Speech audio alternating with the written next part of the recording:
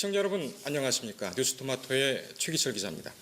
오늘 첫 시간은 저희가 그 조재범 전 코치 폭행 사건을 좀 얘기해 볼까 합니다. 오늘 도움 말씀 주시기 위해서 노영희 변호사님 나오셨습니다. 안녕하십니까? 근데 섭외 잘못하신 것 같아요. 왜요? 저는 오직 사실에 근거해서 팩트를 전달하는 역할 잘 못해요. 저의 의견을 조금 가미해서 말씀드릴 수 있을 것 같아요. 괜찮으십니까? 지금이라도 좀 바꿔드리는 게 괜찮아요? 저는 이제 그렇게 할 테니까. 그럴까요? 예, 알겠습니다. 검토를 좀 해주시고. 예. 자, 이제 본격적으로 좀 넘어가 볼까요? 내일이죠? 네, 6월 30일 날 조재범 전 국가대표 쇼트트랙 코치 폭행 혐의에 대한 항소심 선고가 열리게 됩니다. 조 전 코치가 1심에서는 징역 10개월을 받았어요. 네, 그렇습니다. 이제 그 평창 올림픽을 앞둔 2018년 1월 달에 심석희 선수를 폭행해서 전치 3주의 상처를 입혔다라고 하는 이제 그 의혹이 불거졌고요. 그것 때문에 이제 나온 얘기 중에 하나가 2011년부터 계속해서 지속적인 폭행이 있었다라고 심석희 선수가 이제 밝히고 그 외에 나머지 3명의 선수와 같이 상습 상해라고 하는 혐의로 이 조재범 전 코치에 대한 그런 고소가 이루어졌었죠. 그러다가 불구속 상태에서 재판을 받고 있었었고 그때까지만 해도 조재범 전 코치는 자신이 이제 무죄다라는 식으로 주장을 계속 해왔었다가 갑자기 징역 10개월이라고 하는 실형을 선고받고 이제 약간 좀 놀랬던 얼굴이 사실 기억이 좀 납니다. 항소를 했단 말이죠. 그리고 난 다음에 항소심에서 본인은 집행유예로 나갈 수 있을 것이다라고 하는 생각을 하고 특히 본인을 폭행 혐의로 고소했던 피해자들로부터 합의를 받아냅니다. 그런데 마지막에 심석희 선수 혼자만 이제 버텼다라고 하면서 너만 남았어. 빨리 합의해줘. 이제 이런 식으로 얘기를 했다는 거죠. 그래서 심석희 선수가 이 사람 이렇게 되게 되면 집행유예로 풀려나올 수 있겠다. 그럼 나에 대한 보복이 심해지겠구나라고 생각을 해서 본인 주장에 의하면 이제 심석희 선수 주장이죠. 심석희 선수 주장에 의하면 자신이 그동안 당했던 또 말하기 부끄럽고 곤란했던 그런 성폭행이라고 하는 부분에 대해서도 말을 할 수밖에 없는 상황이 되었다라고 얘기를 했습니다. 그래서 결론적으로는 이제 갑작스럽게 반전이 이제 일어난 거예요. 왜냐하면 그때까지만 해도 이미 피해자하고 합의가 되게 되면 사실 집행유예가 맞거든요. 그런데 심석희 선수가 이제 실명과 이제 이런 것들을 밝히면서 본인이 성폭행 당한 사실을 너무 구체적이고 상세하게 일관되게 진술을 했기 때문에 경찰이나 검찰에서는 심석희 선수의 말이 맞다라고 지금 생각을 하고 있는 것이고요. 그래서 항소심에서 원래는 선고가 예정돼 있다가 변론재개 그 신청을 다시 검찰에서 했고요.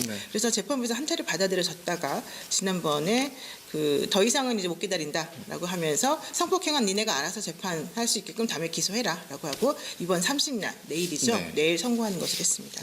부모님이 정확히 뭐라고 반박했느냐. 그래서 제가 이제 계속 말씀을 드리면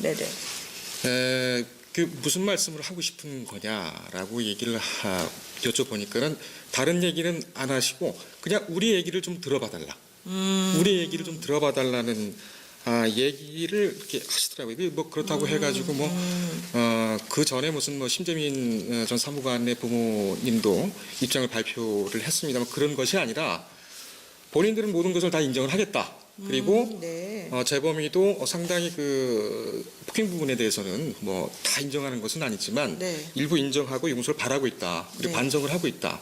이렇게 얘기를 하면서 지금 여론은 너무 공정한 재판을 받기에는 너무 힘든 분위기가 아니겠느냐. 그게 가장 마음이 아프다고 하시더라고요. 그리고 지금 뭐 여론을 보게 되면은 계속 말씀을 드렸지만 이미 유죄 확정 판결이 난 상태죠. 그렇죠. 좋은 거 지금 찍혀 있는 상태라서 조 전 코치 아버님께서는 좀 해도 너무한다. 뭐 이런 넋두를 좀 하신. 그런 상황입니다. 그럼 거기서 우리 얘기를 들어봐달라고 하는 우리 얘기라고 하는 게 뭔가요? 뭐 여러 얘기가 있죠. 뭐 재판부에 남기는 얘기, 심석희 선수한테 하는 얘기, 뭐 여러 얘기도 있지만은 뭐 지금까지 우리가 재판은 뭐 재판부가 하는 것이고 그다음에 이제 여론 언론에 대한 문제는 제가 얘기를 했고. 근데 로펌에 대해서도 얘기를 합니다. 심석희 선수를 대리하고 있는 그런 로펌이 있는데 좀 강도 높게 대형 로펌의 폭격에 맞는 플레이를 해야 되는 것 아니냐 이렇게 강조를 합니다. 그래서 이후에 이 심 선수를 대리하고 있는 로펌은 아직 뭐 공식적인 입장을 답변은 없는데 아마 여론을 좀 관망하고 있지 않느냐. 그리고 재밌는 게 이제 그 조전 코치는 이제 법무법인 또 대형 로펌, 네네. 우리나라에서 손꼽히는 대형 로펌, 뭐 얼마 전에 사임을 했습니다만 거기에 이제 같이 이렇게 경쟁을 하다 보니까 그런 분위기가 좀 반영됐지 않느냐 이런 추측이 있는 거죠. 사실 뭐 심석희 선수를 대리하던 로펌도 대형 로펌이고 그렇죠. A라고 하는 그리고 또 조재범 전 코치를 대리하는 로펌도 사실 대형 로펌이지 그렇습니다. 않습니까? 그냥 대형 로펌끼리 싸우는 건데 그런 식으로 조금 불만을 좀 갖고 계시네요. 근데 예. 그때 당시에 그러면은 또 더 중요했던 게 나머지 그러니까 피해자 3명이 이제 합의를 해줬었는데 그렇죠. 그 부분에 대해서도 뭐라고 하지 않았습니까? 예, 그래서 나중에 정말 기가 막히다고 얘기를 하시는 것이 네. 그 폭행 사건에서는 다 이제 그거 합의했다고 한 그 네네. 3명의 피해자들이 네. 유독 이제 그 성폭력 사건 네네. 요 얘기가 나오면서 그걸 기화로 네네. 이렇게 나쁜 놈인데 합의를 해주면 되겠느냐. 이 본인들 그 전 그렇죠. 피해자들 같은 경우는 이게 상관이 없는 얘기지 그렇죠. 않습니까? 예, 그런데 예. 이제 그런 거 주장을 하면서 영향을 줬다는 그것이 참 잘못된 거 아니냐 이렇게들 또 말씀을 하시더군요. 네. 그 여론이 좀 반전이 되기는 한 것 같아요, 좀 일부.